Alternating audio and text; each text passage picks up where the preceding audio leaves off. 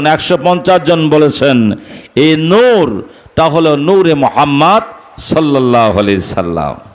তার ভেতরে নবীজির চাচাতো ভাই হযরতে আব্দুল্লাহ ইবনে আব্বাস রাদিয়াল্লাহু তাআলা আনহু, নবীজির জামানায় অত বড় মুফাসসির কেউ ছিল না। মুমতাজুল মুফাসসিরিন, রইসুল মুফাসসিরিন হযরতে আব্দুল্লাহ রাদিয়াল্লাহু তাআলা আনহু।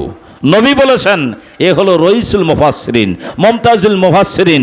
এর মতো কোরআনের ব্যাখ্যা বলার বা জানার লোক আর কেউ নাই সাহাবীদের ভেতরে। ইনি বলেছেন ইয়ানি নূর কা নূরে মুহাম্মদ সাল্লাল্লাহু আলাইহি সাল্লাম, হাযা কিতাবুল্লাহ। এটা হলো নূর মুহাম্মদ, মানে হলো এটা নূরটা হলো নবী মুহাম্মদের নূর, তাকে ইন্ডিকেট করা হয়েছে। 152 জন তাফসীর মুফাসসিরের মধ্যে 150 জন বলেছেন এই নূরটা হলো নবী মুহাম্মদুর রাসূলুল্লাহ। কাদ জাআকুম মিনাল্লাহ, অচিরেই তোমাদের কাছে আল্লাহর পক্ষ থেকে আসিয়েছে একটি নূর।